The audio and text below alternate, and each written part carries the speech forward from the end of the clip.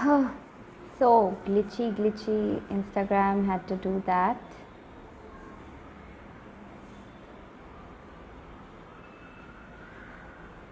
Right, so there was some technical issue. I'm not aware of it, what happens behind the scenes.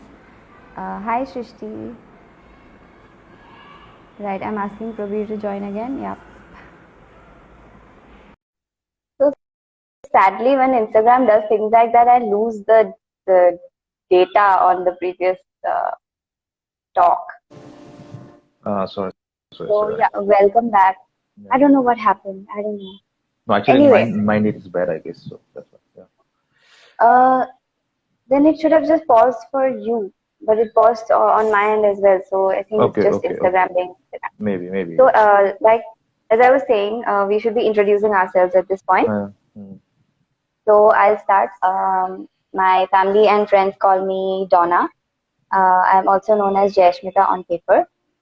I work in the biotech industry and I read a lot of books. So that's me. I don't have a what do you call this nickname or something like this. I'm called in Pravir only, and there are a few nicknames, but I can't disclose that. And Oh. uh, I worked as a journalist and as a photojournalist. So, but right Mhm. now I'm doing a freelance. I'm working on a project which I hope should turn out into a book, but I don't know. So I'm just working on it, and from the last 3 years I'm working on it. But in between this COVID time, I couldn't do much of the work. So I'm starting it I've started it like last year around November. Mhm. Let's see how far I can go. This is all about me. Oh, wishing you all the best on your project. Thank you, thank you, thank you. Yeah, so now that we know about our basic, Yeah, introductions, yeah. I'd like to go over how Prabir and I came to know each other. So we have known each other for like maybe 5 years. Yeah, close Five, to 5 years. yeah, maybe 5 years because I was doing my MTech when we started connecting on Hmm. Instagram. Right, And it's been, yeah, 4 years since I left college, so definitely 5 years. And I think we started talking about books, and you right, you right. recommended quite you Hmm. recommended quite a few really interesting books to me, and I have to mention them. One of them was We Have The Always first Lived one, in the right? Castle.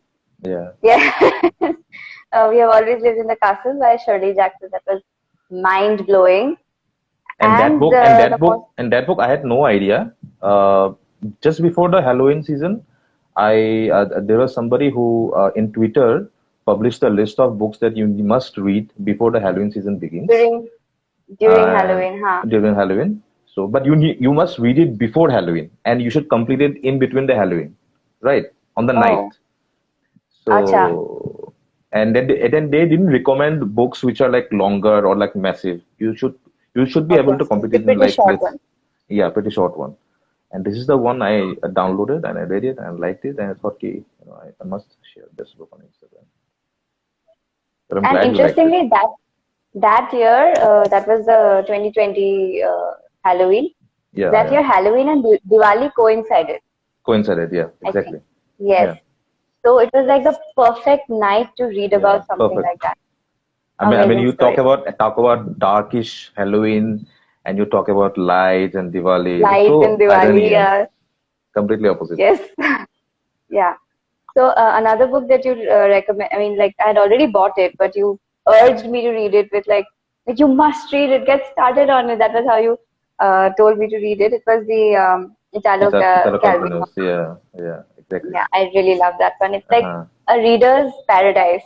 It's, That it's book it's is. it's actually not even about the main core of that book, but the prologue Hmm. that you start itself will Yes. make you sit down and read this book in such Yeah. a way, such in a beautiful way he has expressed. And moreover, it's very difficult for a reader to, no, for a translator to translate something which is written in Italian language, and you Hmm. translate in having preserved the same essence and keep it in the English language is very difficult. But I really That's liked true. it. I have written down translation as something that we must discuss. Exactly. Yeah. Translation of Assamese literature into English. Right, right, But one right, of right. your friends has, I think, commented, Rupam, that What is commented? recommendations by Prabir is amazing, amazing guy. Huge shout out to both of you. Thank you so much, Rupam Jyoti Malakar. Uh, so He's a he's a great friend of poet. yours, is he? Oh, He's a friend of mine, and he's a good poet also. oh, I must So, read his poetry then. for a few seconds, I actually like was taken aback by your list of things that you're going to ask me because I don't know if I know a Yeah, I lot have about. this entire notebook filled with like questions I and don't think stuff. I can justify in that way because I don't know if I know No, it's so much it's not. so much things about Don't worry. Guwahati. Don't worry. It's not gonna turn into a quiz. That is also one thing that we need to discuss here. Yes, I have written that down as well. So now that we have established how we know each other and all that, I wanted to ask you about your experiences growing up in Guwahati. Hmm. You know, Hmm. I mean, I have done my schooling over here, so Hmm. like Which I'm school born did you and go brought to? up. I've been to Kendra Vidyalaya, IOC. Oh, do you know Uh, there's this local thing that KV के लड़के बड़े ही गुंडे होते हैं. which you I mean, wear, there's a stereotype and there, right? my comment can be vouched by this guy Rupam that we were actually gundas Okay.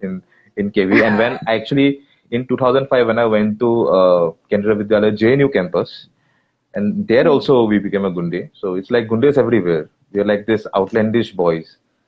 But Ah. I was born and brought up in Guwahati, and Hmm. uh, my father and my grandmother, because I never met my grandfather. So my Yeah. father and my grandmother had made this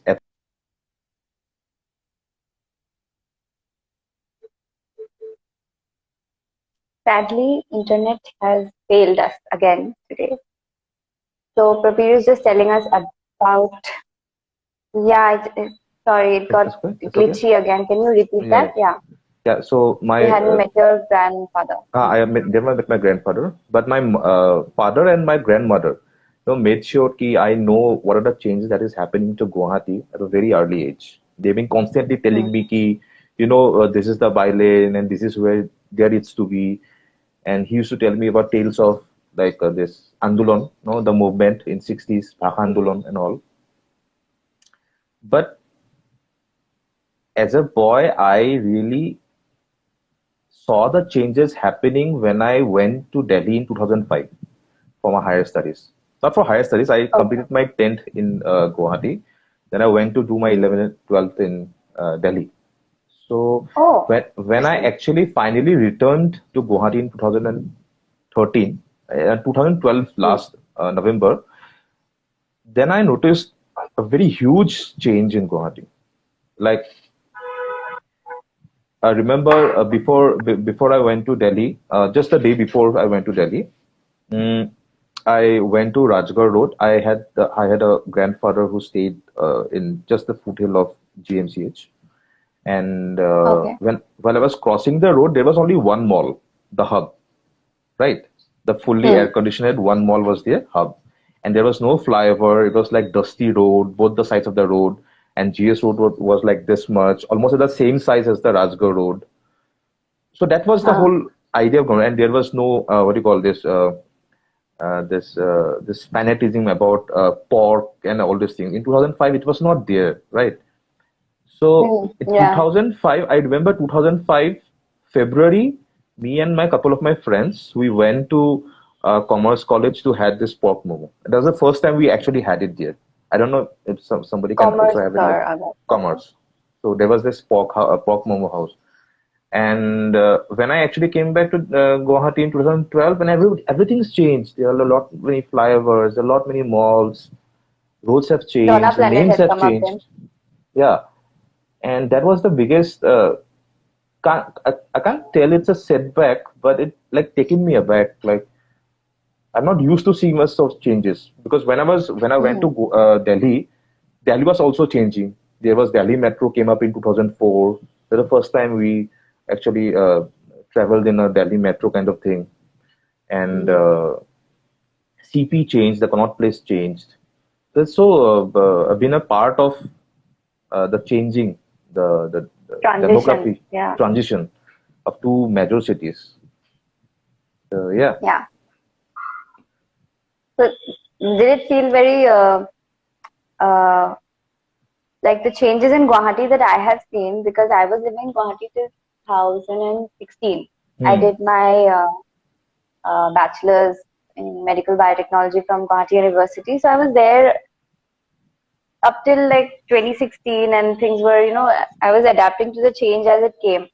Most Hmm. of my friends had gone to Delhi or Bangalore or other states to study, and every summer they'd come home and we'd, reconnect over Right, the right. changes that we were seeing. And they would always be like, Donna will know where to hang out because she has been in the city, right?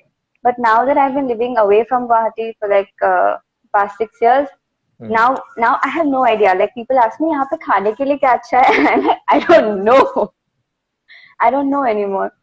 So yeah, the changes have been very and surprising in some and cases, and and a shocking.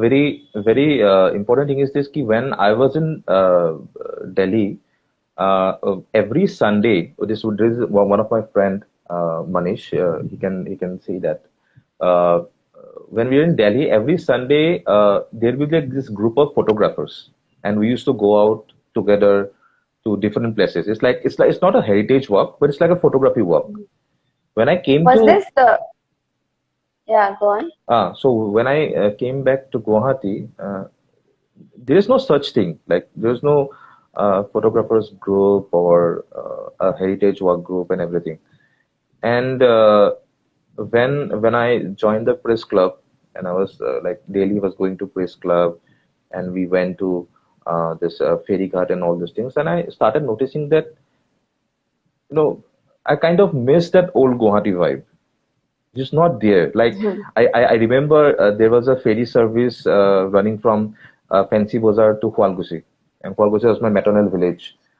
So I Okay. remember my father like used to hold me on his lap and used to sing me songs of Bhupena Hazarika and used to show me around ki this is Brahmaputra and all these things. They're very beautiful song, and that's ferry service stopped, so you can't go there in that way. You have to travel by road to Falgusi. Yeah, yeah. And when I in 2014, I guess when I was like in one fine evening when I was like standing in the ferry then I kind of missed that vibe, and I thought ki even if not with a group or something like that, if I can at least note down a few things about what is changing, maybe in Hmm. some day at least something I can be like accomplish like small bits of articles or maybe photographs, maybe a kind of a series or maybe a Right. file. And then I started going to archives, local libraries, and many local libraries have like stopped functioning after Corona. Yeah, that So I is think true. in the last 3 years, the district library is also not functioning. They've been doing reconstruction and all this renovation from the last 3 years. Oh, So a lot of have things you have been to the changed. Guwahati University library? I have been to once, but it's like it's too far away. You cannot like go every day and check out books. So it's very, very difficult. There was actually a Guwahati bus service that actually goes in front of my home, but I think that has also Hmm. stopped after Corona. I mean, After during the COVID? Corona. Yeah. Hmm. So I don't know. Then I So when you start. mentioned the Yeah, when yeah. you mentioned the photography thing, a couple of you Mhm, would, mhm. gather around and go take pictures. Was this before or after the photography club of Assam was, it became a thing? No. Photography Club of Assam was actually like in here. I was talking about the photography club that in based in Delhi. Oh, okay. There is a group called DPEG group, and Okay. there were like 30 or 40 of us. We would go to Jama Masjid or Paharganj or all those very old places in Delhi, and Okay. I actually love that vibe, and that was not there. I was very eager to join such a group, and I started searching in Facebook and all these things. That's not good, but Hmm. last I think 1 or 2 years there are like 2 or 3 groups that have like come up to do this thing in every Sunday or at least twice a month, which is kind of pretty good. Photo Pretty walk. good. Yeah, Yeah, pretty good. that seems like Photo walk. fun. I think photo walk is the most uh, very simplest way to approach the history of a city, to document the history, the changing nature of a city. Because no, I That mean, a is lot of people they don't like to read or maybe go through a voluminous book, but true. people love to go through photographs. I mean, Yeah, there's been a lot of like a photo picture is exhibition. worth 1,000 words. Absolutely, absolutely. People love to see photographs. Yeah. So yeah. So and I So guess then, last year I remember this Guwahati actually in a serious mode. I started last year when Sahapedia did a heritage walk, and okay. that heritage walk started from uh, it started from the archaeology department of Cotton College, and Oh, it started from there, and we went towards Meghdut Bhavan, and we walked to Lotak Hill, George Khelpota, and playground, and we walked till the Cotton College principal office, and then we principal. ended in archaeology department. So that was the Oh, first what do you call the heritage walk. exposure, yeah, heritage walk and first exposure to what Guwahati was like. And a few years before that, I think in 2014, there was this architect. She's a Assamese only, but I think she now stays in US. She built a boat with bamboo and a raft kind of thing. Oh, And a few of the Guwahati's architect and a couple of photographers, we traveled from Fancy Bazaar Ferrychat to Ashwaklanto. Okay. And okay. it's a very, I'll share that photograph with you. I have to find, it should be there in my drive. And it was a bamboo raft with a very wonderful designs made with bamboo. And while we were traveling on that, we were discussing how the city has changed, how the river's course has changed. And that was also one of the time when we decided to, document the Guwahati as better as we can. And Mm. after we deboarded that, after I guess a year that raft was there in the fancy ferrychat, but during the monsoon, it swept away. And finally, Oh, a person from Bangladesh spotted that entering. floating. Yeah, yeah, but it was like Oh, completely broken as thing. Yeah. oh, So too bad. So, like as always, floods taking away a lot of the things that this get year built. too. Yeah. Yeah, this year too. Another year, another flood. Um, so yes, we have covered the photography club of Assam. I wanted to talk about because you have, you capture a lot of photos. So how is your relation with the photography club of Assam? Are you like an active member, and do you know people there? No, no, I do follow the group on Facebook, not an active member, Hmm. but I also do personally know a few members from that club, and Hmm. everybody is doing a brilliant job. I mean, if you go and Yeah, see the group, you'll see a lot of pictures, and most importantly, like people might see these pictures as like, okay, fine, we kind of see these pictures every day on our every way to day work, every day on our way to work. But think about 20 or 30 years after that, later, after or 50 years, these or pictures think will from the show, yeah, or think these from the pictures, perspective of people who do not live in Guwahati, who exactly, often miss home. Yeah, exactly. And they kind of, I mean, it's also very, very good na ki we all have this access to digital cameras and all these things. At least we can yeah, show people what are the changing. Like you stay so many kilometers away from Guwahati, but you still when you see a photograph of a Guwahati, you feel like that connection ki, Arey, connected. I Yeah, feel it's like still home. there. I Oh, feel like home. this is what is happening in Guwahati right now. Yeah, Exactly, all that. exactly. So some months ago, there was this fest. There was this trade fair sort of thing happening in Guwahati. I think Khanaparat somewhere. Hmm. I don't remember the name of it. Not Hunor Hat, yeah. yes, yes, Hunor that's the Hat, one. I yeah. think my family went there like 3 to 4 times. Yeah, even I also went there on the last day. It was crazy. uh, There were a Yeah, so large display of food. Yeah. it's really nice to see all these things happening in Guwahati. And I think that the comedian Veer Das is performing in Guwahati this month. Yeah, yeah. A Got lot to of know. exciting things keep happening in Guwahati. Back when we were growing up, I think there was not much, events of this sort Right. that were happening. We did have All the expo. Expo and I still remember there was this wonderful. I don't know if you remember it. I don't. I think it just were in class 2 or 3 because I remember it. It was held in George Playground, and it was a dinosaur show, robotic Oh, I dinosaurs. don't remember that. Yeah, I have no idea. I still have the ticket. I think it was in 95 or 96, and I was 3 years old. So. that was just because Jurassic Park was a massive hit, and it Huh, came to Guwahati, it came to Assam very after a lot of time. So huh. this massive hysteria that it created, so people from this I think a Guwahati club or I think they decided to build this robotic dinosaurs show. And a lot of people went there. Even I went there. My family members went there. My brothers and my sisters went there. And it was a massive show, and we were like because it's a life size dinosaur show. Yeah, So huge. it was one of a kind, and it helped us for one time, I guess. Never for another. And then there was this book fair because now it's happening in like in this Chanmari field, but earlier Mm. the area was George Calcutta playground, Oh, and okay. mm, up till I guess 2001 or 2002, that was the arena.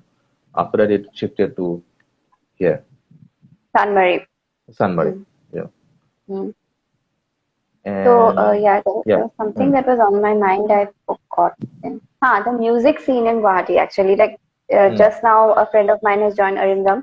He makes superb music. You've probably heard his song Akha. It lovely, is a lovely. mesmerizing song. Hmm. It's a lovely song. So yeah, the music scene in Guwahati back in the 90s was mostly dominated by Zubin, right? And there was not. Right. I mean, although people did have a lot of exposure to different genres of music, but we didn't have as many gigs or events happening No, back then. no. Yeah. Hmm. I mean, Bihu was the only thing I think we used to look forward to and stay late at Yeah, night.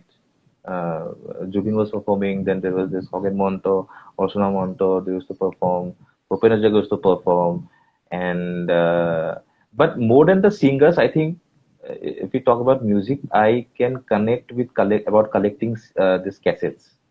Because used a lot of cassette, yes, shops used to sell cassettes, and well, I think cassette, there are a yes. lot of shops. Bharali Brothers in Panbazar used to sell cassettes, and there was Hmm. this shop in just opposite to this Sanmari playground. They used to sell cassettes at a very discounted rate, and I remember going through our cassette selections, and I know my parents like then they like Indian cinema, but they don't love it. They're not diehard Okay. fans, right? So one Hmm. day when I was like going through our cassette selections, and I found the cassettes of Dar and Dilwale Duniya Le Jayenge, and Oh, I asked my parents, "Ki how this like cassettes came through?" Like I know you guys don't watch movies, you don't go to cinema hall and everything. So I was so interested in this, hmm. and they said, "Ki it's like gifted by somebody," and that's how I when I started listening to and I still remember my last cassette that I bought was Swadesh in 2004 before I actually moved to Delhi. Swadesh was the last cassette I bought, And and then this was internet happened. and then internet happened and the CDs came. I remember when you went to Delhi, we used to tell our family members to collect the CDs of Junbai and all these things and send it to us, mail it to us back to Yes, Delhi. yes, yes. So that was like CD ka jamana. And then after that CD the ka pen zaman. drive and all came. Hmm. The piracy of the The music. piracy, even if the cassettes also, there's a lot of piracies and CDs and a lot of things happen. But see, I think Mm. I can when you talk about 90s Guwahati, cassettes are the most, what do you call, the thing that you can easily attach to it. Everybody can relate. Yeah, Yeah, everybody can relate to that. because I remember in our class, in our school, there was this guy called Anubhav, and he used to love to show off his new CD and cassettes collection. Yes, So and in cooking. Mm. class 10, yeah, class 10, because 2000, at the end of 2004, Virzara was released. So Oh, he you he remember he the year?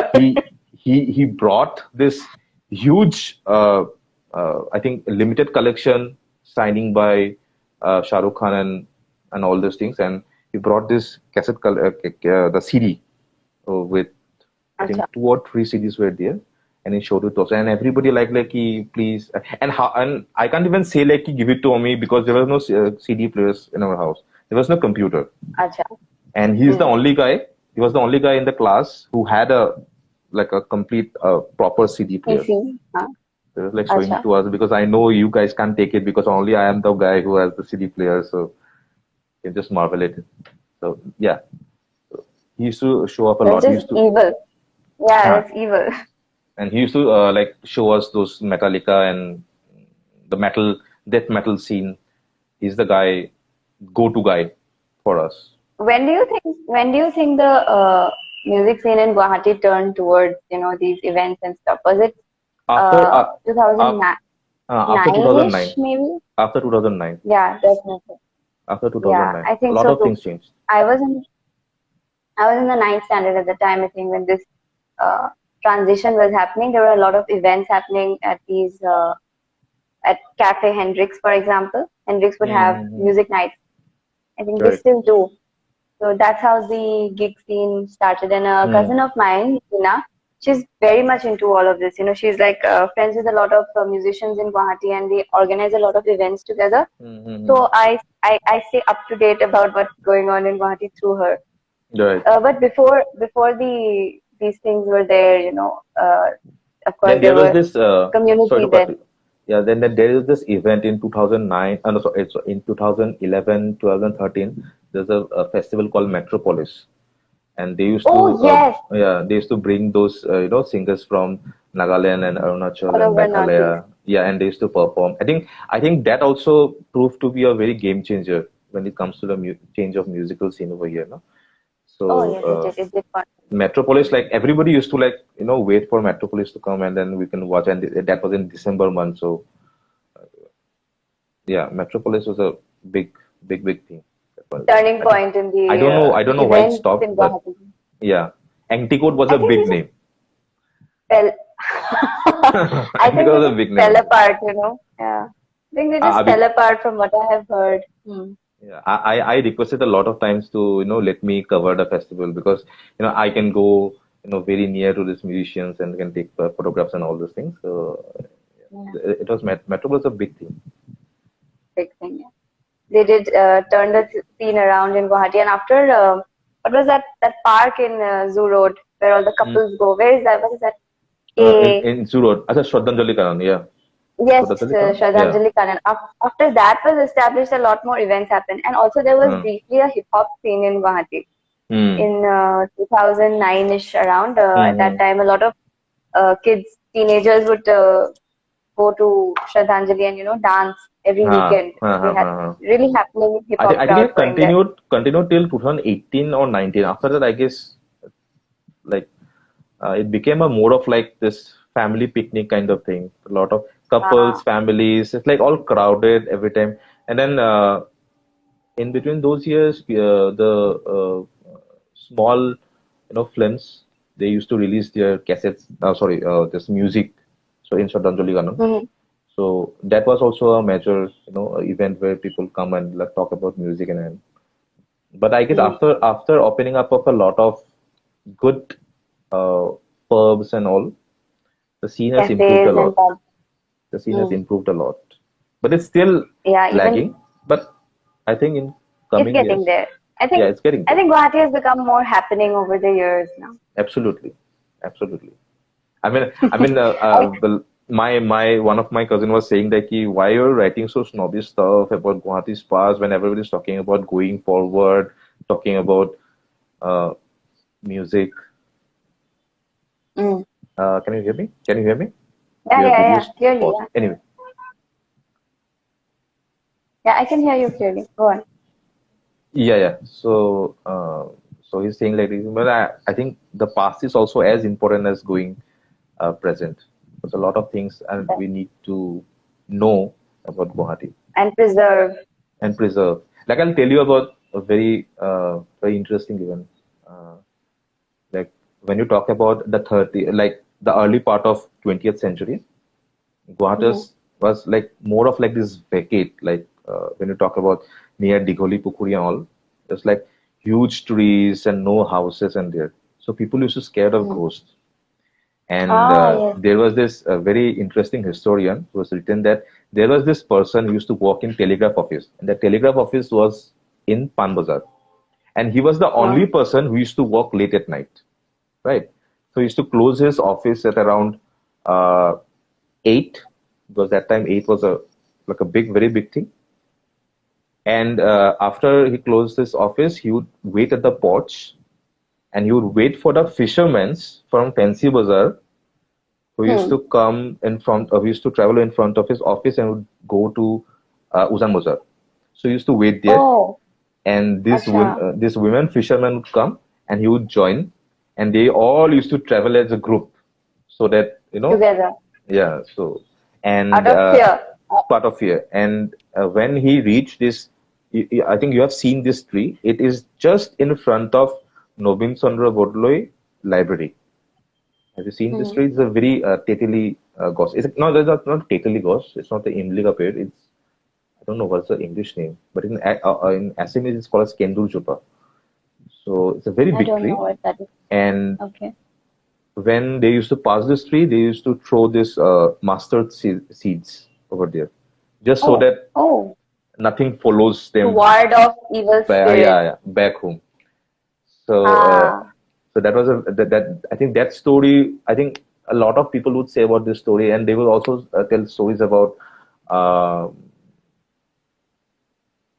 ghosts living in near this Lotak Hill, Yeah, yeah.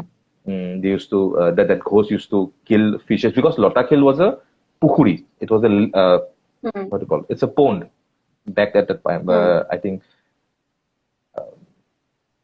18, 1880s. It was a pukhuri, Okay.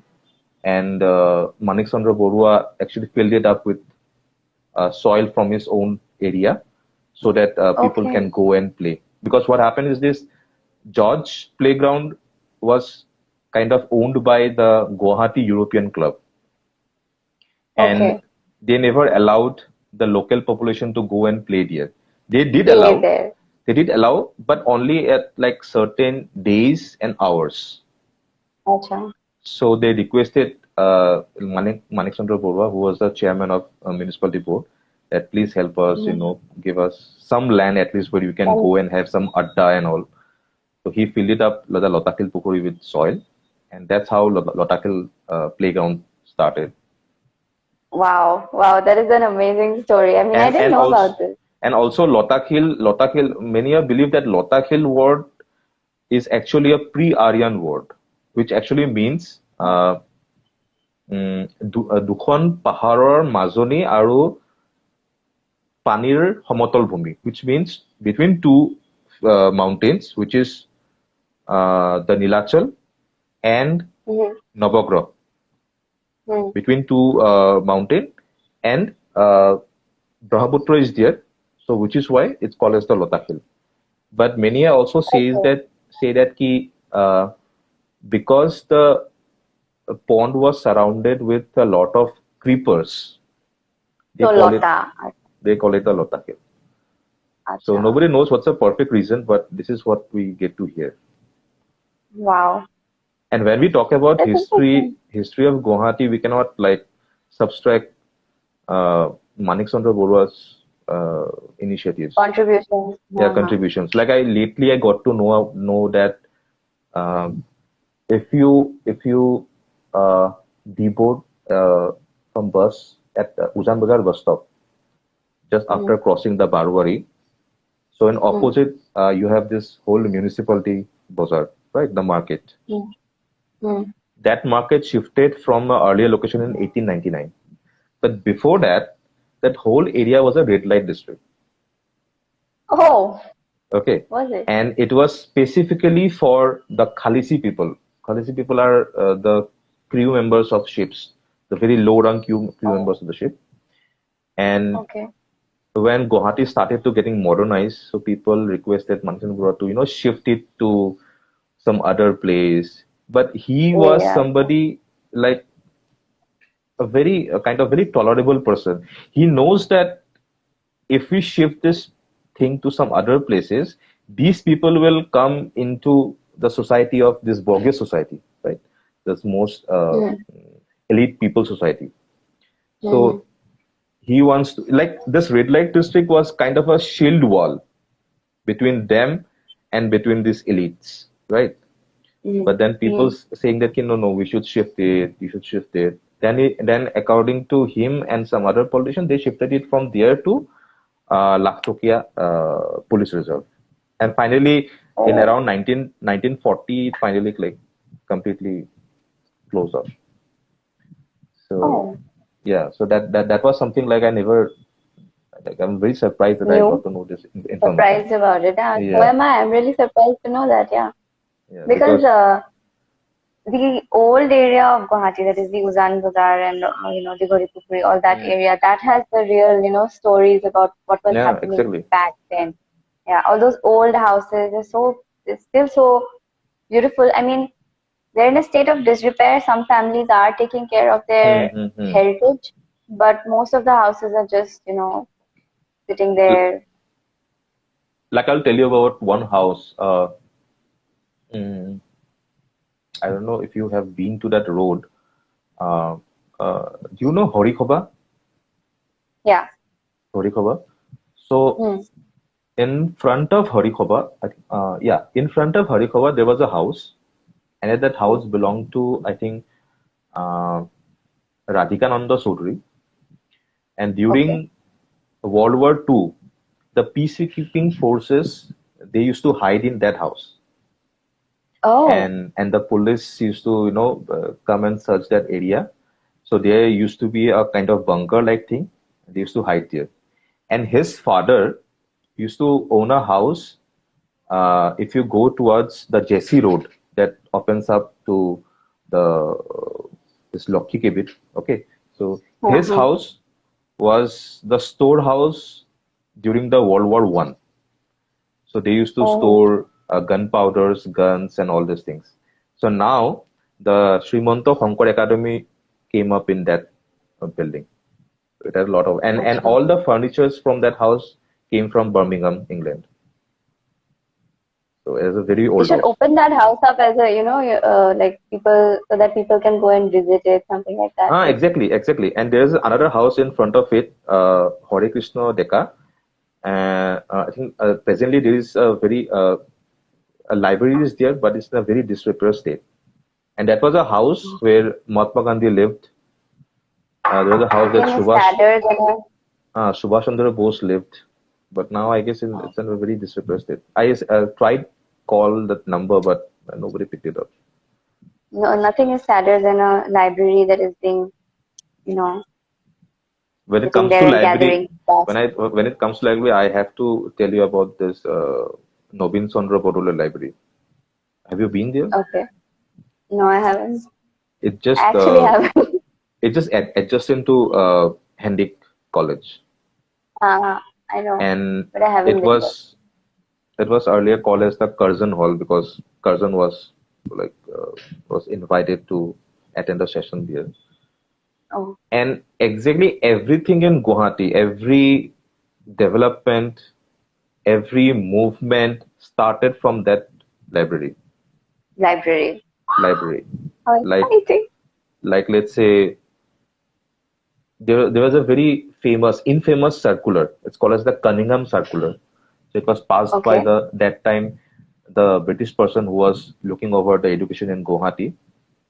So in Hmm. 1930, when Gandhi ordered the civil disobedience movement, he passed the circular that no student in Assam can join the movement.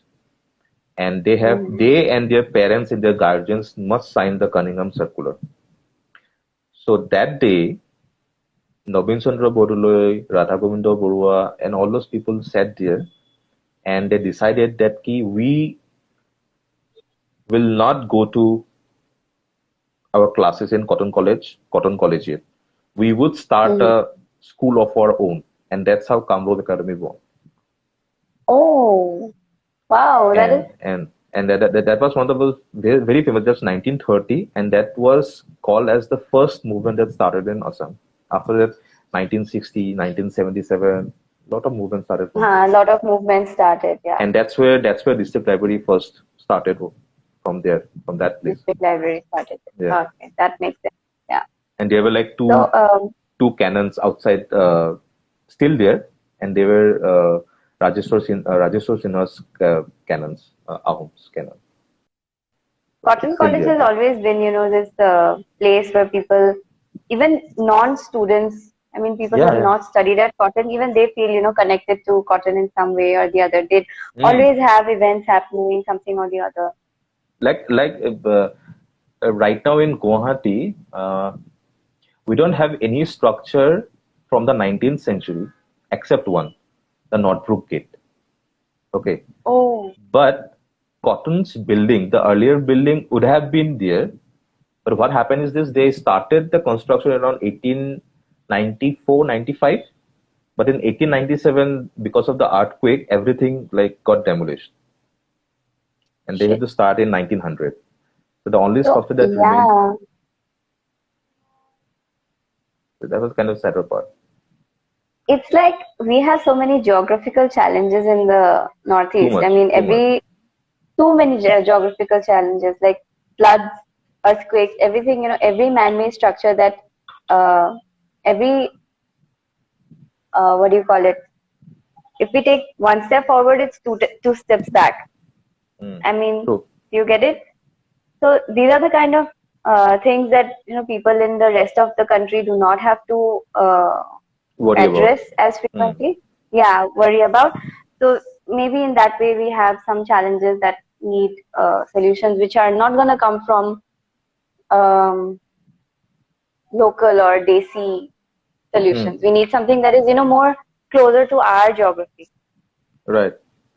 Look, my grandmother used to say like the British took this city unchallenged, right? Mm, And why? Because when Burmese attack happened, they completely razed this city to the ground.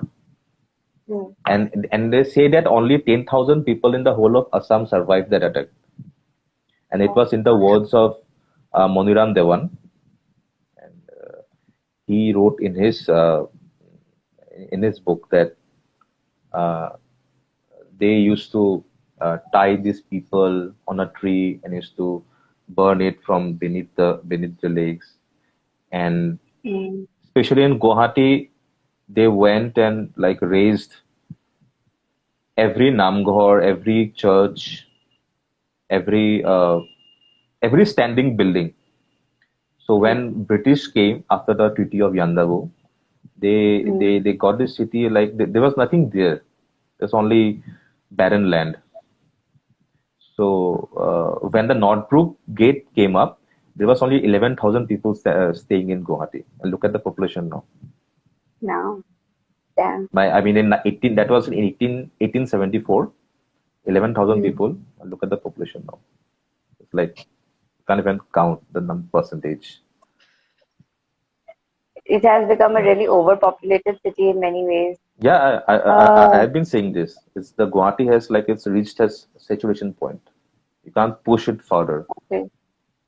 It either needs to expand or people need to keep moving out, is what is happening, I think. Yeah, right. I mean, the government is like expanding it towards that eastern side. Now the city is Mm. going towards the more like Sondrapur and all these things. But doing that, you are actually destroying the environment. Now, when you go to Sondrapur, you see a lot of greenery, right? Imagine the city Mm. expanding to that area. Nothing will be there. Yeah, but So, that is the problem with human civilizations. As the number grows, the surrounding environment is sacrificed. But it is expected of the Northeast that we would find a balance between, nature and human construction. Because the rest of the country has this image that the Northeast is all green. उसको preserve करके Hmm. रखना है. But उसको कैसे preserve करके रखे? That is the I question that think I goes think I, I unanswered. think I think we have reached a point that there is no turning back. At least when it comes to Guwahati. I mean, Yeah, as a city. Yeah, as a city, the yeah. because I it mean, was it is going to already, keep it. yeah, the city is already unplanned when British started Mm, developing, and British mm, developed in a way to suit themselves, not for mm, us. I mean, when the first uh, Treasury House came up in right now there is this State Bank of India building in Panbozar. So behind that the Treasury office is there. That was the first okay. concrete building that came up in Guwahati, and they took that area because they don't want to stay in the mid of Guwahati, because it was like filled up with forest and bamboo forest and all this thing. And around 1830, between 1830 1860, there was this epidemic, cholera and cholera. A lot of people died, but not of Mm, British people died. Why? Because they were staying mm, a kind of in a area which is the air what do you call, mm, they're facing the Brahmaputra, so you have better mm, access to uh, good air, better sanitation. But the mm, people who stayed in between Guwahati, like the old Guwahati part, like Nunmati, like Rajgaur and all these things, so they used to live in a very bad condition, and their conditions mm, never bettered in up till around 1945. So a lot of people mm. had to, die I because of think if that. you talk about Rajgarh area has still not received a betterment because it floods so terribly Mm, each mm. time it rains. Yeah. So the better days for Rajgarh never arrived. Do you know why it's called as Rajgaur? Why? Why? Because there is a fort there. Nobody knows about the fort. Really? That's why it's I Rajgaur. had no idea. Oh my That's why it's God, called where as. is the? Actually, the fort I mean, started. The fort started from right now the present GMCH is there, our medical okay. college. So it started from Uh, there and it ended right at, I guess, Assam Engineering Institute. is the So fort still? Is the no, structure still intact? no, the structure is not there. But I think in 1992 they found a pillar, and it came up in a news report. And after that, nobody knows what happened to that pillar, who took it. There was this beautiful design, a home design, but I don't know after that It's so who sad. took it. But it was a fort, which is why you see, if you see from, if you take a drone and shoot it, and you see that the whole area is like one symmetrical line. But yeah, Wow, that is just so sad knowing that, uh, I mean, the next generation is not going to know about these things. Like no, no, I didn't know about it. The next no, no, generation is it's impossible to know. going to be even more clueless about this.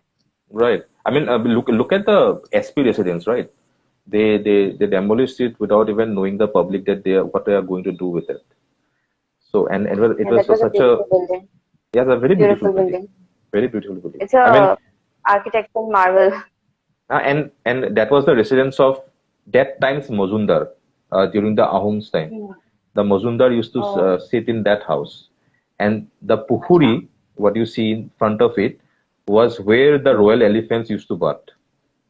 So it was called as the Hati Pukhuri. Now we call it Podum Pukhuri because of a lot of lotus, but Lotus there. Yeah. it was called as the Hati Pukhuri because all the royal elephants used to stand in line. Imagine the kind of postcard vista it would Fanfare. be. Yeah, Yeah. I mean the first, I like, mean, let's talk about the GS road. mhm. The original Shillong road was from the right now the heritage center is there. It used to Yeah. start from there and used to go directly to Lakhtok, and it end there. It ends there.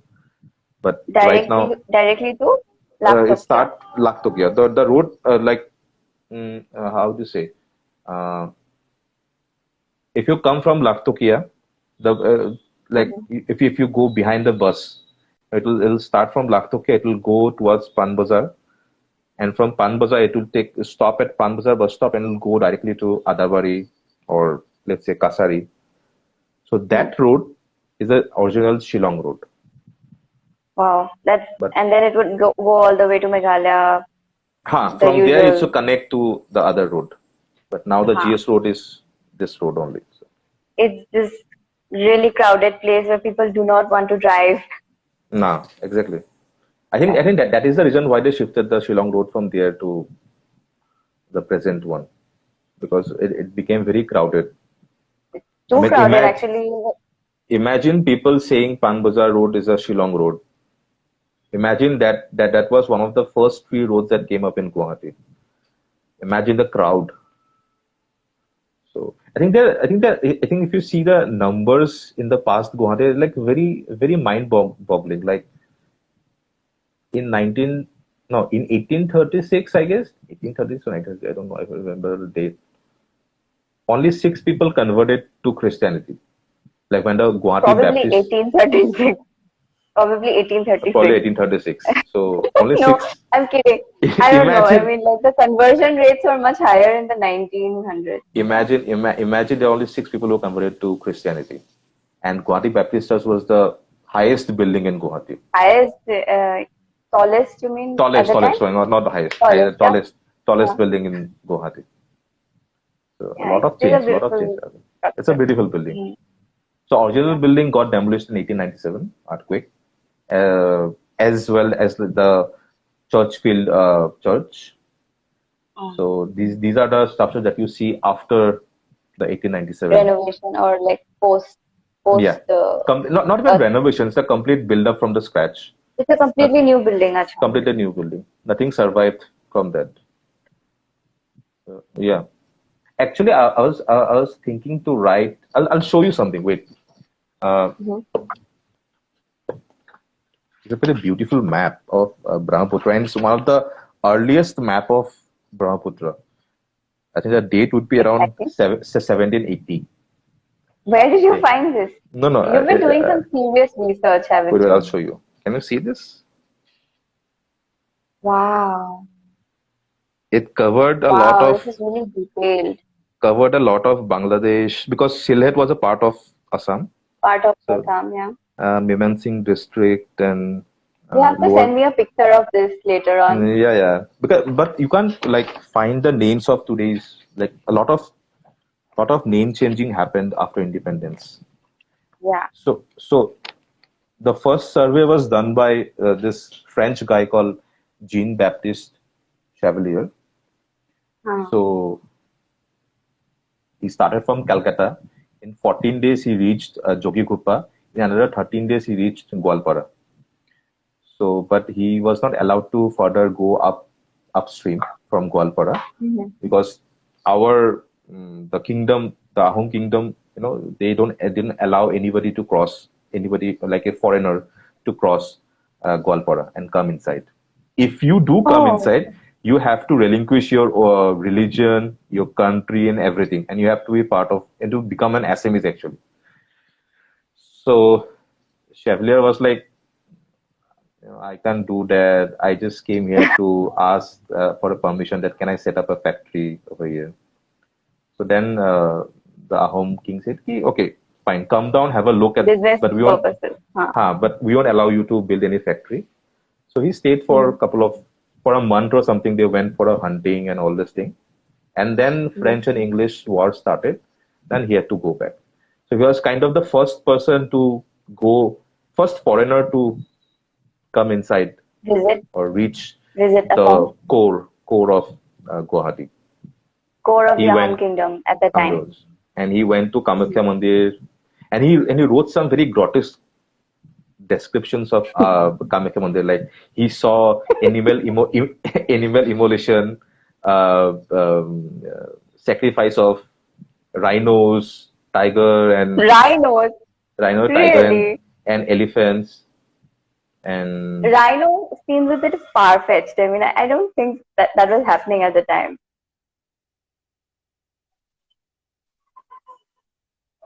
think Prabir's internet is acting up a bit.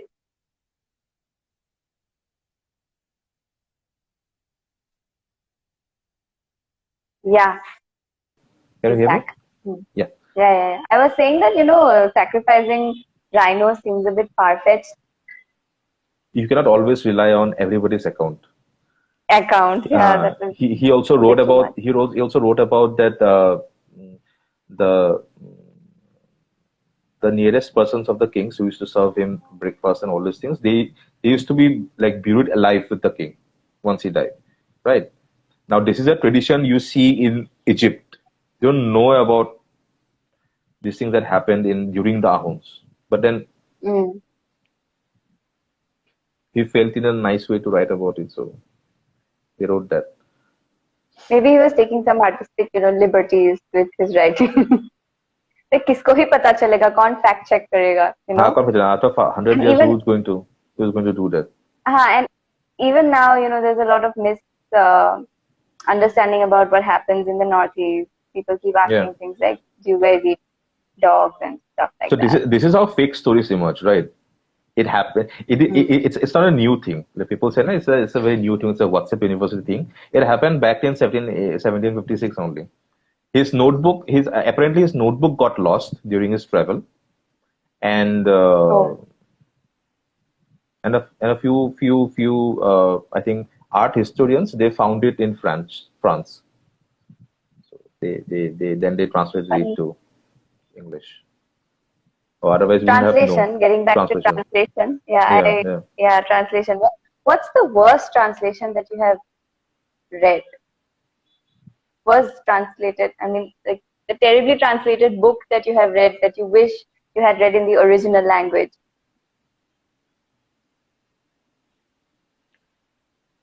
I don't know if I'm like I think I've not read much about translations, but and I think I'm also not very qualified to talk about it. But I think Makam in Ohomia was much better Much better than than Chinatown Days in much English. much better Agreed. That was than exactly, I have written this down. Bad translation example, Chinatown Days. it's much better. The original, like, of course, like a non-Assamese person, it's very difficult for them to read that book. But I think the essence of the story is in the original one, not In in the the. original, yeah, because when my family has a lot of readers. My granny reads, my uncles read, my mom reads, Hmm. my dad reads, and right. So basically, they were all saying really good things about Makam, and because I am very slow at reading in Assamese, so I went Hmm. for the English translation, and it was horrible.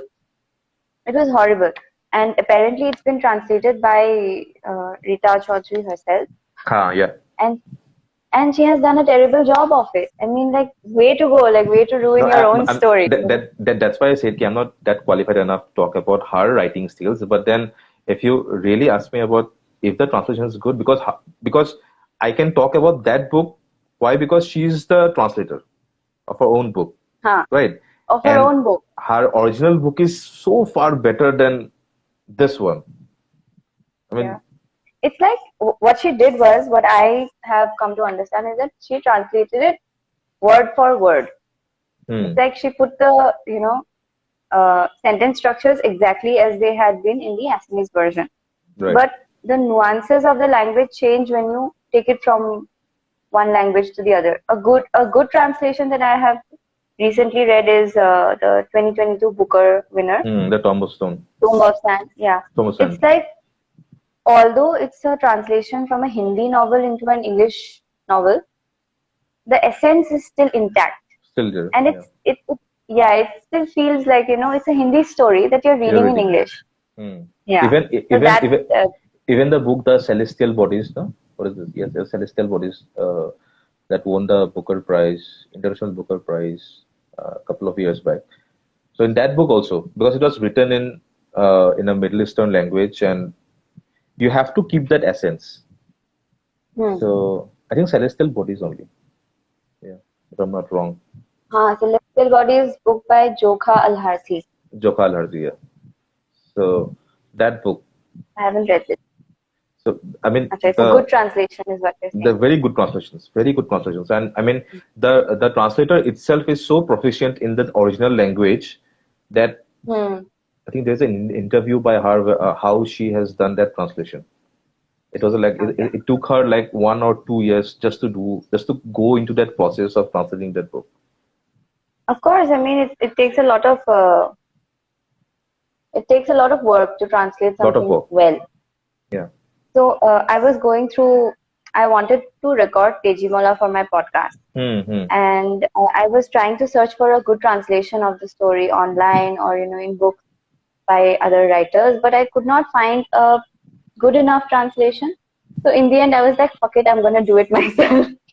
Which is good actually. I like reading it when Oh, you it's did? the story is actually a bit very emotionally very tough, Jarring, huh? It very is, tough. yeah. I mean, the tough thing was, the poem, the thing that Huh, Tejimola sings, huh, Hatu ne melibi, huh. uh, I the always thing that she wondered, says. huh, how do you translate that? I mean, it still is easy to translate sentences and all this thing. How do you translate Yeah, the poems? It's very hard. I mean, very hard.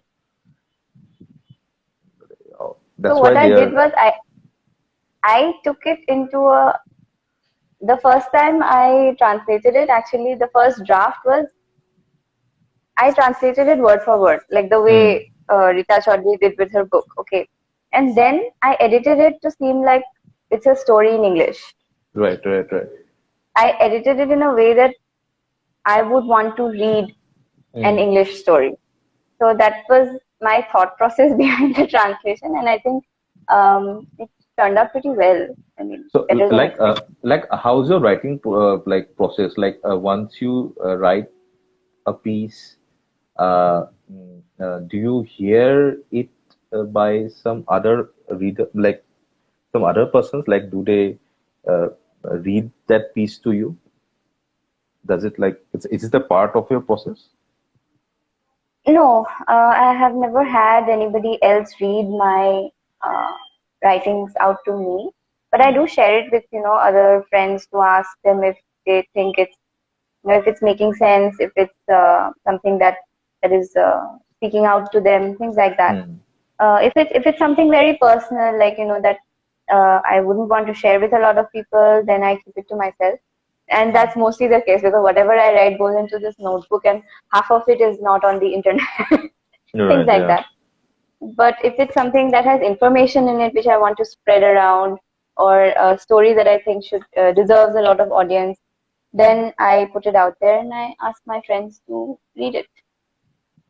That's good. Actually, I think a couple of years before I discovered this process of like, you know, there are certain programs in the internet which like you copy paste your writing and put it there, and they will Mhm. read out to you Oh, in a very robotic voice, which most people like it, but does it help?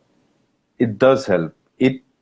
It actually will help you in translation actually, like the semblance, the balance between the sentences, whether you have been able to keep the spirit, the essence of the original story. You Hmm. can make it out when somebody actually read it out to you. But it's in a robotic I voice, have to so try that out with the next yeah, translation that I saw. Yeah. yeah, yeah. And I think yesterday I read an article in Medium, not in Medium, I guess in Twitter. Yeah, in Twitter, he developed some code where if you put your words or your writing, it will take out all the words and Which are only just the punctuation will remain. So when you see the punctuation, it would look like kind of a code, kind of no, not code. It looked like an artistic piece. That's how he described his Twitter. So that he compared two books. Forgot the name of the books, and it was one was written by a great writer, another was written by a great writer, and both have the two different styles. So when he removed all the words, one was like uh, only comma, semicolons, and couple of M dashes. The other one is a lot of commas, lot of semicolons, lot of parentheses, lot of exclamation marks, and lot of what do you call this quotation marks. And both looked so different. I'll read it to you, so you can just have a look Yeah, at it. retweet it, It's very please. Yeah, beautiful. I must see it. It's very beautiful. Yeah, because I think my friend Tonmoy would find this fascinating because he's anything that does coding, fascinating things with coding, he finds it interesting. So I'm gonna reshare it with him as well. Yeah, yeah. I have to search that in Twitter. Hopefully, I should find it. Yes, please. Yeah. So getting back to Guwahati's heritage-related things, which was the first movie that you watched in a theater, cinema hall? Mm. The first movie, right? The first movie would be when I was in Assam School of Drama, and Oh, my teacher, my instructor, Bhagwat Pritam, uh, Bhagwat Pritam sir, and he was a part of the. He was the hero of that movie. It was called the Jun Jole Kapalot, oh, and it's an Assamese movie. And he asked me the previous day that, "Will you please go with your parents and watch my movie, okay? And you have to do that dialogue wala thing when you come back to class." I said, "Okay." hmm. That was the So you first had to movie. study the movie. You had to go I had and to study study the the movie. movie. Study the It movie. was homework. It was a kind of a homework, and I loved it. It was in Bondana. We watched it in Bondana, Okay. you know. Are And the these first English movie would be the Godzilla in theaters. In theaters, are these because cinema I was halls not still allowed, working? and I was not Oh, allowed to you watch weren't movies. allowed. So I was not allowed to watch movies, go out and watch movies. So it is That's when such I an went Assamese thing. when I went to Delhi, when I went to Warangal to study, and only then only I can actually go out and watch a movie. Did you have a cable connection at home? Not until 2005.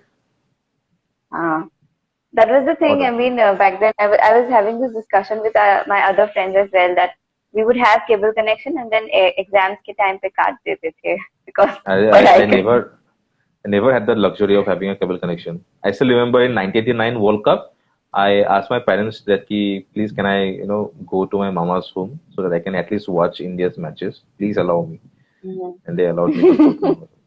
So that was the thing. I still remember like in 90, 90 96, DD Metro came, and we used to install a small set-top box over the TV so that you can get that connection. And that was the first time. And the second day, father got a VCR that today we will watch Jurassic Park, and it never worked because that Oh, because that VCR was corrupted, and we were just all seeing those lines, and that's how it remained like that. I have to watch it. When I was in engineering college, I watched Jurassic Park. Just imagine. That was but that what it was your happened. first film? What was the first movie we went out to see? First movie I watched, I think it was in 1997, but I don't remember which movie it was. Dil to pagal hai. It was a no, it was some maybe Raja No, Dil to pagal Hindustani. was I'm not 90. sure. I'm not Dil to sure. pagal It came was out 90. something to do with Karishma Kapoor because at that time I had like fixated Uh, on Karishma Kapoor, like she's my role model for all intents and purposes. But the first Assamese movie I watched was I forget the name. It was something about friendship, two men being really good friends. hmm. I have to I ask rem- my father what the movie was. but I forgot the name. we remember watching the Titanic theater, and it was such a big hit in '96. It I was a was not very big allowed hit. to watch the Titanic in theater No, no, in for theater in the obvious sense like reasons. it's a theater. It's a moving theater, not the one that you get to watch in cinema hall. Of course, I'm not allowed to watch that film. English film, Oh, forget right, about like it. a theater, not Like that cinema theater, hall, not a theater. cinema hall. Huh. moving theater. because Yeah, it's those were fun. second day I went behind the scene and I saw this two-person holding a blue chadar and they were like moving like this so that it should Wave, replicate the waves of Atlantic wave. Ocean. And there was this person who he'd been at the main dais and he was holding the ship. So he was like just moving like this and the ship Moving was and moving in the top. So that was the oh. Titanic. That was Titanic for us. So theater scene in Guwahati, I think it went on till quite a while ago. I mean, I'm not sure if it's still active, but I've been to a lot of theaters that used to take place in Beltala. So this Bihutoli, Beltala Bihutoli is also Mm-hmm. somewhere where theaters used to happen pretty frequently, and my grandmother would go there. So those were kind of the places where theaters took place. Right. The Bihutolis are multifunctional places. वहाँ पे Bihu Multiple भी and होता है, वहाँ पे theater भी होता Bihus for a very long time. It was kind of a what do you call uh, in the words of Manik Chandra Borua, it's like if you don't celebrate Bihu, how are we going to come है. as a society to fight against the Right, imperialism? So right. it How are we so going to? It's like community building thing. exactly. Now it has taken a different turn, but that point of time it was something like the whole society would come up and join and celebrate and show the mutual strength that we are Of standing the shoulder to ethnic shoulder people. to Yes. fight. It was a very big thing that point of time, but it kind It's an of lost emotional its attachment. emotional attachments. Like imagine coming so late from Bhupin Hazarika's concert program, and everybody's so happy, so good, Yeah, and I at don't know, 3, 4 a.m. in the morning. Yeah. Mhm. actually 4 in the morning, yeah. When my mom used to say like they as a family they used to go and watch and stay so late at Up all night. night watching. Mhm. That's not there. I remember performing in a bihu with my guitar, and that was just one time, and I fucked it up so badly. And after that, I didn't tell my parents, "Ki, don't give me a chance," because I know I have such as this anxiety to perform in front of Oh, people. oh, stage I can't do fright. that. Yeah, stage fright. So Lota Hill Bihutoli has been like this. It's this place where the culmination of all the bihus in different parts of Assam Hmm. is the Lota Hill Bihutoli. Like I know a lot of bihu groups. They participate all over like all over Assam, and then they Right. come to the final stage that is Lota Hill, and that is where winning the Lota Hill Bihu Hamragi or those prizes is what they prepare for all year round. Right. You know? And there is a reason why Lotakil Bihu, why it's called as a Lotakil Bihu, and why it has Mm, such an importance is because, like, when we talk about Uzan Bazar, mm. the meaning of Uzan, people have two different theories why it's called as Uzan Bazar. First is because they get to catch a lot of fishes, so it's called as Masar Uzan. So from where we Okay. got that word Uzan. And the Mm, second one is uh, during the Burmese attack, a lot of people from Upper Assam used to stay near the Lotakil playground, the present day Lotakil playground. But mm, because of the attack, they had to run to now where the governor house stands, right? mm. So that's why it's called as Uzan because they are the Upper Ugoni. Assam, Uzoni Uh-huh. Opomor. So this is called Yes. Uzan. So you have this locality of Upper Assam people, you have the people from Lower Assam, Middle Assam and Mm. Guwahati. So everybody is like, socially so amalgamated. So they mixed up and they In formed the Lota Hill. Bihu and it became a kind of the melting pot. So Yes. that's how the Bihu came up here in Rotakil. And every year they put these flags in front at the entrance gate of At the Lota Hill. entrance, yeah, Yeah. So every year, I mean, the number increases by one. That one by one. establishes the number of How many times years? Yeah, yeah. but I'm not more sure than if the they accounted. but more Did they than the account that, for the COVID huh? gap, the 2 years I that don't Bihu know. I did don't not know. take place?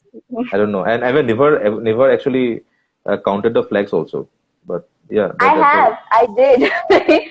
We did. We went for the Bihu Hamragi to watch it. Actually, Ha my ha ha. mom is an avid Bihu Hamragi fan, so my Hmm. family goes there every year. So while my parents were watching, we take our chairs and everything. Okay, we go to the field with our own chairs to watch the program. Hmm. So my parents were sitting and watching, and I was bored out of my mind. And my And you dad went told me, around. the number of my dad told me the number of flags that are present in this line represents the number of times that view has taken place in this field. So I went Wow. and counted, and back then it was, I think, 70 or something, 74 Hmm. I counted. Yeah. Nice. But more than that bihu, the bihu that happens in the George playground, na, the Rajohua, the Mukoli bihu, The Mukoli Bihu, yeah, Mikoli bihu, that is that has a special place. Okay, that like is a special place. Lota Hill Bihu takes place at night. Mukoli Bihu during the day when ASU During the day. organizes it and all that. Hmm. That has a different sort of a vibe Both to has it. its Yeah, own history. Both has its own history, and both has its own unique points. And also like the bihu that happens in front of the people's like in porch. And that bihu also is like so important. Like people come to your house and they dance, and the it carries Husori. the husori, and it carries such significant meaning. How as we as a society. I'll tell you one funny thing. So I made this friend Hmm. on Instagram because of this Husori thing. Okay, so he had posted something during Bihu that Husori Dole came performing at his Poduli, and in a bracket he wrote Husori, bracket में लिखा है Bihu Carol Group. Okay, Okay. like Christmas carol thing, and I found Yeah. it like that's a pretty good explanation actually, because they come Yes. door to door to perform, right? And I commented in his under his post like Bihu Carol is actually accurate, right? And then we Hmm. started talking about that, and it's just something that I have never seen anybody else use. Bihu Carol, very unique. Very unique. Very unique. Yeah, yes. You put a Christian, sorry, a kind of that kind Twist. of a yeah. I mean, this is something that I would use in a translation as a, Huh. just to get people to understand what a Husori does. Yeah. In a way, huh? In a way, if you have to make people understand what is this, that I think Understand, yeah. that's a very good way to Useful term. useful term. Huh. Right. Yeah. So I wanted to talk about Bihu as well. Like you mentioned that you have been to quizzing in Guwahati. You When did I was in quizzes. Guwahati. Yeah. When No, was this? Which, I think it was before I passed out in class 10th. A lot of quizzing that happened in our school. KVIC was like one of the most foremost school who used to take part in every quiz event around, at least in Guwahati or at least around uh, Assam. school quizzing in So Guwahati was a very big happening thing. scene back in the day. Yeah. And have you tasted this brand, this Milo? Yeah. So Yeah, they Milo came to was our school as well. Milo was the like a regular in our school, and used to every time they used to come to our school, they will organize the quiz competitions, and the winner gets a lot Mhm. of goodies. Maggie And did that too. Maggie quizzes and also happened. Maggie, I don't remember Maggie doing quiz in our school. Maybe it was after your 10th boards. I mean, like it was But more our around 2008, 9 Bonvita, ish. Bonvita, Purobi, Even Purobit did Mil, that. I didn't know. Milo, and I guess, of course, we know Terry, the Green Olympiad. So a lot Hmm. of people, a lot of these organizations did quizzing in our school at least. That's so fun doing Acha. that. It's so fun doing that, especially in Milo because what they used to do in our class, they used to put me in the quizzing list, and they used to run to the playground to have Milo, this drink. They used to give They it were to kids. serving Milo at the So every booths, class, sort of. every class who used to participate, they used to get free drinks. So they used to Free run there and drinks. Free have Milo drink. free Milo drinks. They used to get So, stickers, Milo stickers that you can carry. yeah, I remember. Hmm. And they would also give like clipboards. clipboards, Milo clipboards. Yeah. Yeah, Hmm. those kind of things. But Green Olympiad was the first event uh, where I actually got to know about my interest in quizzing and all, about this general knowledge and all this thing. So what happened is this in our school, in our library, there is a board. Okay, what do you call this? This board is something like we call the elite board, where the best user, the best student, the student who used this library or put into best use gets their name etched in that board, right? Oh, So okay. every year, so we used to have these library cards. I mean, every school will have, and we used to write the book's name. So of course, the Hmm. candidate who has the maximum number of this library cards have their name Wins, etched. So wins. so that 2010 was my year to I wanted my name to be there in that list. So I read a lot of books, and our library was very beautiful. They used to have these stacks of Asterix and Obelix comics, Tintin comics, Mhm. uh, and there was this two big volume of Mahabharata, and it's still there, I Oh, guess. The last time I visited, and Shakespeare. And we don't used to read Shakespeare. It's very stupid mhm. at point of time, and Hardy and Laurie. Hardy was there. Laurel and Hardy, So, Lauren Hardy. Lauren Hardy. No, Lauren Hardy wasn't there, I guess. There was something else. Mm, the Hardy Boys, the Hardy. No, it wasn't Hardy. So what are the other things, especially the kids used to love? Enid, Enid And in, Blyton. and anything else? Forgot the name actually. There is a I think series. Harry Potter Series. came much later. Harry Potter came. No, no. Harry He Potter. Harry Potter was there when I was in 10th, was there. Hmm. but it was not in our library. So they didn't acquire the Okay. books by the time. What But else? yeah, uh, Agatha Christie, Nancy Drew. Nancy Drew was there. Hmm. But I was very interested in Asterix and Obelix. But my uncle was the librarian for a couple of years. So during that period, Wow. I used to take those books to my home, and because they have this like whole stack of Asterix and Obelix books, comic book. And now if you go to the market and like want to buy those books, it costs you a bomb. Like so expensive right now. Yeah. I'm sorry. Am I audible? There was a Yeah, yeah, yeah. call to say stuff. Huh. You are. So having an uncle in the library is like a dream come true. You Super. can take whatever book you want. And he was like a very nonchalant person. Like you can come, you can take the books, you can have your own enjoyment time. And I was like, chalo fine, Mm, no problem. So lucky you. yeah, and what happened is this in class ninth, if I'm not wrong. Yeah, in ninth, what happened is this: our classroom was renovated. So uh, one day when I reached school, I saw my classmates were like standing outside the library. I said, "Okay, what happened?" And all this, "Ki, no, no, they have allotted us the library for this year. So our Oh classes my will be in the god. library. Our classes will be in the Oh my god. library. So our classes will be in the library, and this our room will be reserved for. So forget about class nine. So for that period, for the whole year, we were in the library. Imagine from like morning to evening, we're in the library. Our extra classes will be in the That is library. so amazing. That is amazing. So that was a I golden year. mean, I'm And so we envious never had right now. we never had a lot of sections, only just A and B. So that was one of the A and B. highlights. A and B, okay, that's it.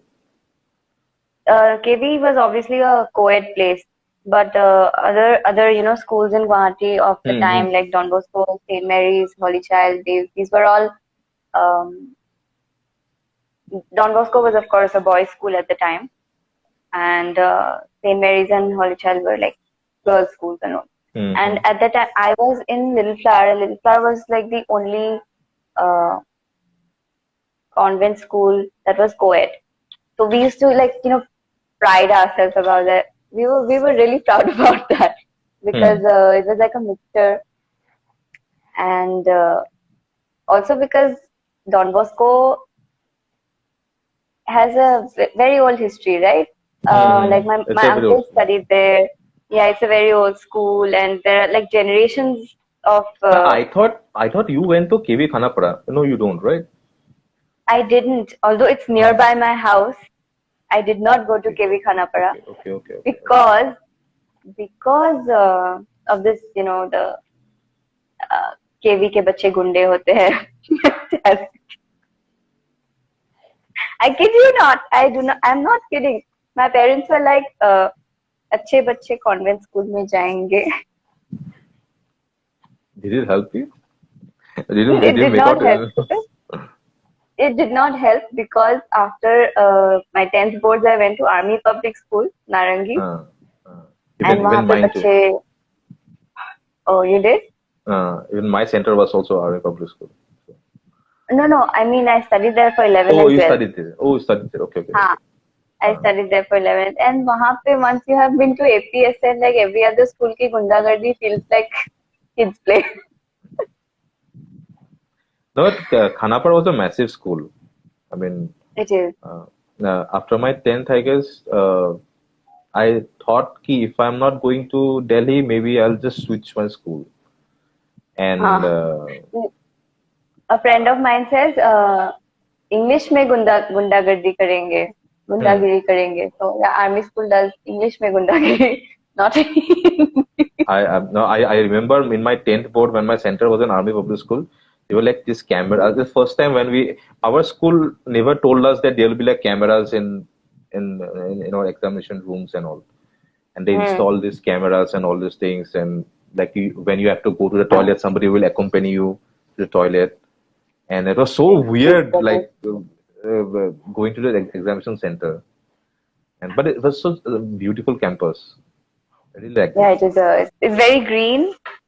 There's a lot of greenery around it. There's a golf club, golf field. I'm sorry, golf field behind But the school. it's still lesser than what we had in KVIOC. KVIOC Uh, was a different heaven because when we play football, they were like there were like one or two it's like instances where the next to the hill. the elephants used to like watch us play for football, and they used to after like the Oh, fence just to watch us play football. And mm. just before you reach the school, there were like the beautiful pond with lot of lotuses filled with lot of lotuses. It's very beautiful that Yeah, yeah, campus. yeah. It's still And this is one like part of Guwahati moving. which hasn't changed over the years. It Changed is at like all, at all. yeah, It's no, still the it is same. still there, still the same. Maybe because it's under IOC, maybe that's why. I see. Mm. Thank God, thank God. Like right now when you go to inside the army cantonment, you don't see a lot of change. It has still remains the No. same over the years. Hmm. So maybe that's why, yeah, because they own that place. Hmm. You cannot make any changes inside the No, cantonment area, of course. cantonment, yeah, Uh, right. so maybe these corporations and organizations, when they establish area or colonize an area, they invest in preserving that area. Is Did what you I'm say trying to say. Because colonize that area? I think I did. Hmm. I did. To In a make a way, colony. I use it in a very biological term. Okay, like okay. as a biologist, what I say when I say colonizing, it means How different? How a, different? How a different? group How of different? How different is the word from the biology to a real political way? It's the same only, right? because yeah, but also because in the political context, it becomes like it's like taking over the Of natural course, or the the local virus. The local population. if the virus colonize or No, because in biology we don't consider something good or evil based on if it's colonizing a new place. okay, It's okay, just adapting. It's in just a way. adapting to a new environment. So in that way, I use the word colonizing. So yes, when these organizations and corporations establish a colony, they invest in preserving the True. area. True. But when something is left to the public space, it just does not receive as much uh, Attention. attention, respect, or Yes. because it's like it's the public, it's everybody's, and everybody is not likely to give it the same amount of respect. Right. That's sadly one of the reasons why Guwahati has deteriorated in this manner, and also the floods that I have been following. I mean, the videos that have come out of Guwahati in the last few weeks, Mm. the flooding of all these places, it's just terrible to see. I mean, people used to share videos of, let's say, fields and villages where the Brahmaputra is flowing or the tributaries are overflowing and entire houses are just getting swept away. But the condition in which you see Guwahati now in the videos, it's just disturbing for Would you somebody who believe doesn't. it? Would you believe it if I say that Guwahati had 40 uh, big and medium ponds all over the Guwahati? 40. 40 was the number. Pond. Ponds. Acha. 40 ponds all over there. And these are like not just like what you see when you go to a village and you see this small pond. It's like Mhm. as big Huge as pond. Digoli Digoli Pukri. Pukuri. Have you been to Silsapu? Yes, yeah. It's just near this Khatgaon area, na? So it's Mm. as big as those, like 40. Mm. 40 was the number. So Guwahati never had this flooding problem until development started to happen after independence, right? So these were the water bodies that used to hold those, the excess water. Mm. So for example, Lotakil Pukuri. The Mm. Lotakil, when Lotakil was filled up, that portion of water Where would has the nowhere water to go? go. Right. And Where would the water go? there was a Pukuri that was the Polton Pukuri. Uh, Oh, there was a Pukri in right now, Polton Bazaar. Polton Bazar, there is this Pukuri, and there was this another Pukuri over where the Guwahati Fire Department came up. That Pukuri also. Oh. So these Mm. were the Pukuris that used to hold those water whenever there was, like, because Assam happened to be in a region where you receive a lot of rainfall, right? And this Rainfall, has yeah. been this is not a new phenomenon. So Mm. these are the bodies, these are the swamps, these are the marshes where they used to hold this water. Now Mm. let's talk about Digoli Pukuri. Nobody knows the history of Digoli Pukuri, right? Mm. People say like this is where Duryodhan married Bhanumati. Oh. This is where after he married Bhanumati, he told Karn to like you fight and let me just run away from here because people are after me. So he defeated a lot many kings and all. This is the place, and this is the place that at one point of time used to connect Sorabil. Uh, Sorabil is right now in like it's divided into two parts, Horu and Mm-hmm. Dangor, like the big and the small. Right now Mm. it's in the Rihabari area. So this Mm. Dikolipur used to connect Sorabil and Brahmaputra.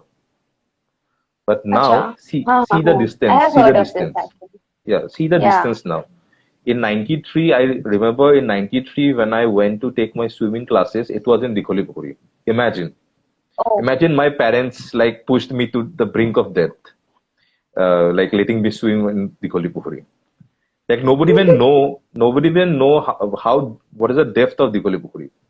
Because over the years, what happened is the porous soil went a bit further down every year.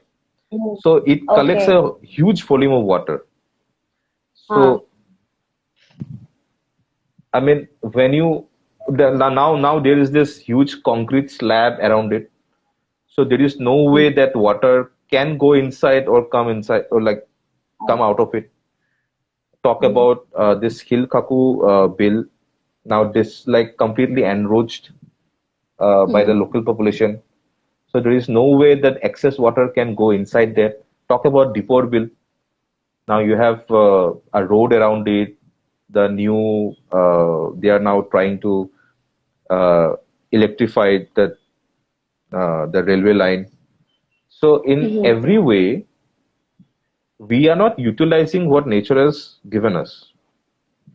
Mm-hmm. Right. We are just trying to live Implement concrete structures without understanding the uh, innate or geography how of the this region. or how this city works.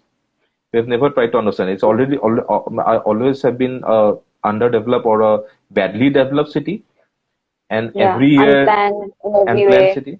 Every year the government is trying to make it more unplanned, like building all those unnecessary structures. Now, just imagine like how can you solve a traffic problem by building a bridge? It's not going Foot to over happen. bridge. No, A foot not even over foot bridge over is bridge.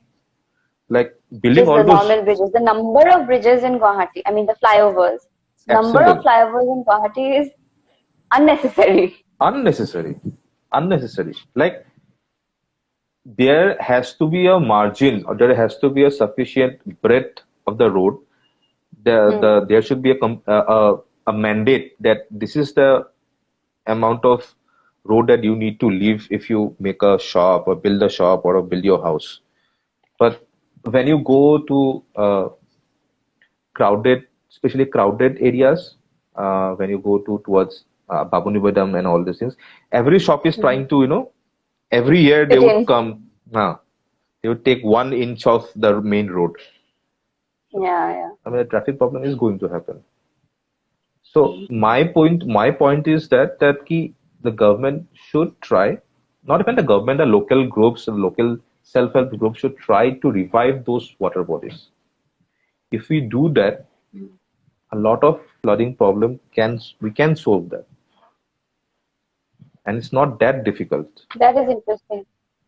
I think the youth of Guwahati who live in Guwahati are not as connected or driven as our parents' generation was about, preserving uh, Hmm. preserving the heritage of the city. I mean, our parents' generation went through the whole Andulon and all of those. They saw a lot of change. They fought for the city and all that. But our generation has grown up in a different context. In the 90s, I remember everything was, about fear and not celebrating national events and stuff like that, the fear of Alpha. Hmm. And so now, when there's a peaceful period going on in the Northeast, everybody's, it's about events and about enjoyment and going to Meghalaya on the weekends and just Right. drinking and having fun. It's not about preserving the culture of the city or the language or the structures that are still somehow just there. Hmm. So Ripun has written a long thing that I'm going to read out. First, he said that the sudden increase in the influence of the housing and development projects also caused a lot of changes. True. So I'm reading it as if it's a true and false question. Next, he said, well, sorry to disagree. I don't think it is unnecessary, but it was poorly planned about the flyovers. Okay. The research of the traffic surges and the routes were not made before making the flyovers. Yeah, I mean, we're not disagreeing here. Actually, uh, was it required to make it over there or not is what we're both agreeing about. No, no, I'm not saying that we should not build a bridge. Of course, if it's necessary. I mean, every year the population increases. Every year, look at how many the amount of cars are on the street, right? Hmm. What I'm saying is this: the roads that are already there, right? Right. If we implement the rules, like let's talk about the double parking. There Hmm. is a severe fine for double parking, right? But if you travel from Sanmari to Nunmati, the whole area is filled up with double parking, Yeah. right? When you do double parking, the road gets congested, Mhm. and there will be like buses and there will be like rickshaws moving on the road. How do you solve that? So the easiest thing that we can say is that let's make a bridge. Build a flyover. So my idea is to just can we solve this problem just by putting up those rules A strictly. flyover. No, no, by making those roads congested By free, implementing the rules, yeah, yeah, yeah. right? Double parking rules and And stuff then like that, yeah. if we need, like for an example, I'll say we need a flyover where, like when you from Bambuni Maidam, if you go towards Gitanagar, there is a small road that you have to cross the railway line. So in Mm-hmm. that road, mostly you will face this what do you call this train stop, right? Mm-hmm. You need that road. Why? Because every time a patient has to come from the opposite side or from this side, and at that point of time, if a train comes, if there is a train halt, of course you get stuck, right? And these are Yeah, not just there you need a like flyover. passenger trains, these are like mostly the shunting trains. So you'll get Goods and stuck. carriages. We need a flyover in Mm-hmm. that. But Mm-hmm. there's no flyover. Why? Because the shop owners, they have complained ki if you make a flyover, then people won't come to our shops because we'll be like left over. Just what happened in the Sanmari Bridge. So it Mm-hmm. is like poorly planned, as explained by him. It is actually It poorly is planned. poorly planned, and also there is a lack of civic sense among the That citizens, is always there, denizens. huh? That is always there. So it's So said that a city is said to be well developed when people do not need to use their private transport. The public hmm, transport is so good that you do not need to bring out your own cars. But right. in a place like Guwahati, like having a car of your own is not just a status symbol. It is also something like it's taken for granted basically that you ought to have a car. you Huh, know. and So also people do not use the we lack parking places, right? There are no parking, there yeah are like yeah. designated parking places. Like when you talk Mhm. about, like, let's suppose Japan, people don't Mhm. dare to buy a car there because you have to spend a lot of money on parking tickets, right? Right, So right, exactly. so in that way, I'm not saying that you should not buy a car. It just I key think that in that sense, Meghalaya has put in very good rules in place because there you have to pay for parking. you have to pay for the parking. Mm. Also, I think traffic is a very big problem. I don't know if like my suggestions or somebody else's suggestions will work. It just, as a whole, as a community, I mean, it would have been much better if the government,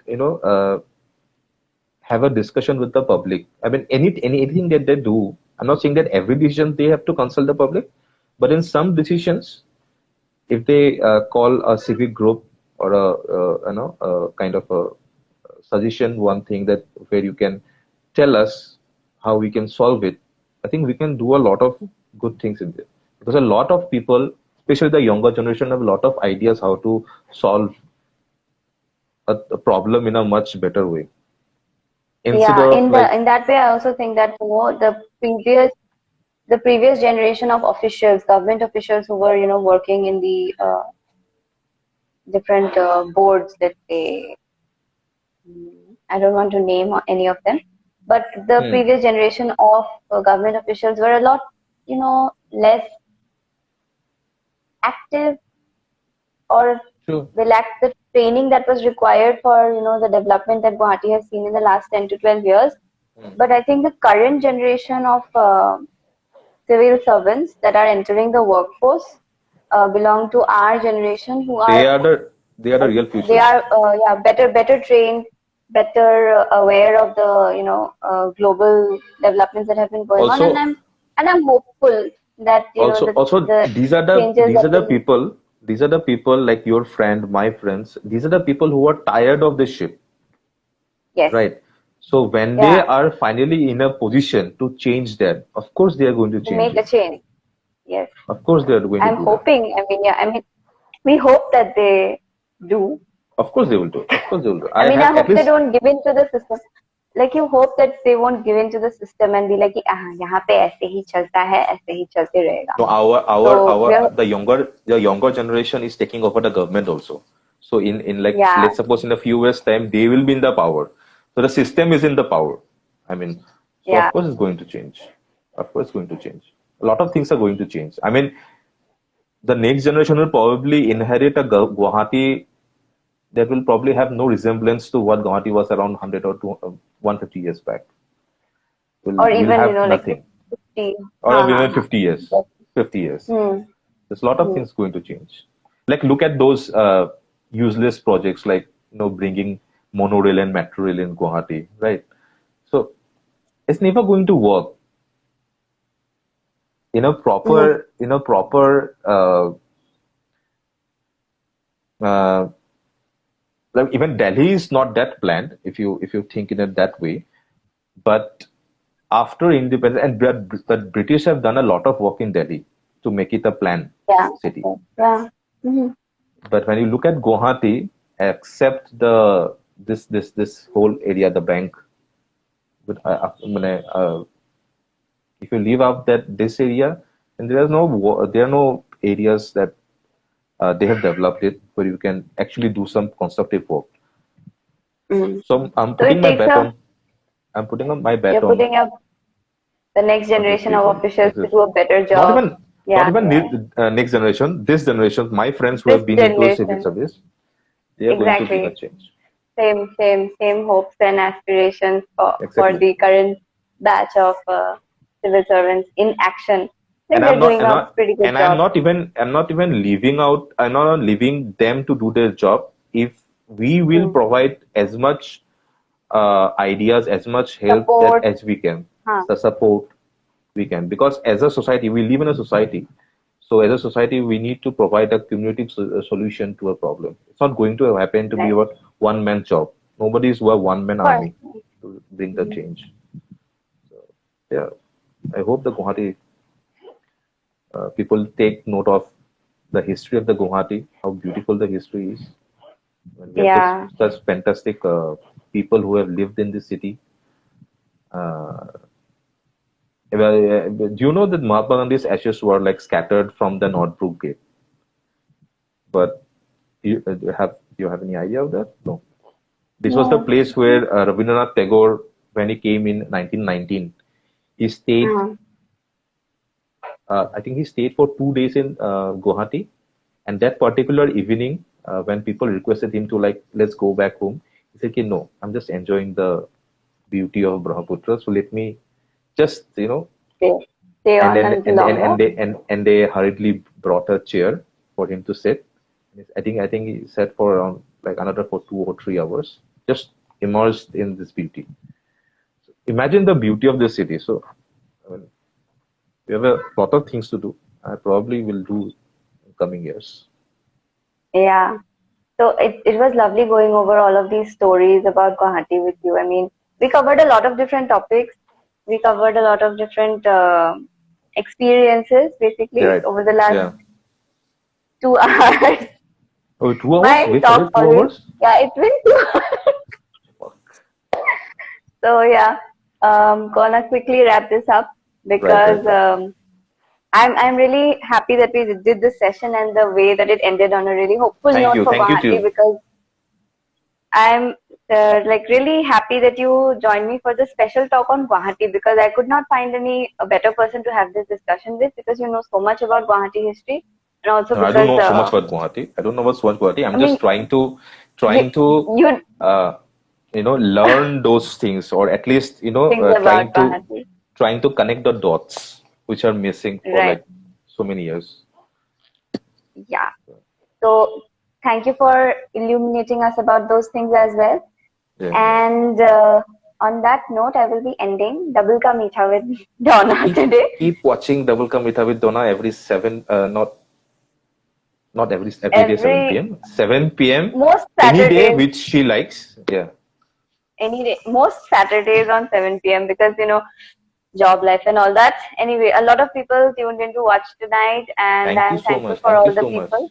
Please drop Yeah, in your everybody has, query or anything, and yeah, please drop in if you know something about the past of Guwahati. If you know any people suggestions. Yeah, who can help me out in knowing a bit more about more Guwahati. about And Guwahati. Yeah, he's got paused again. Zina joined. Like at the end of the session, she is joining.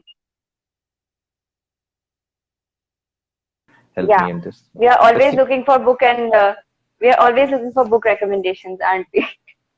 We always do. We always do. What is your current read, by the way? What are you reading Currently, these days?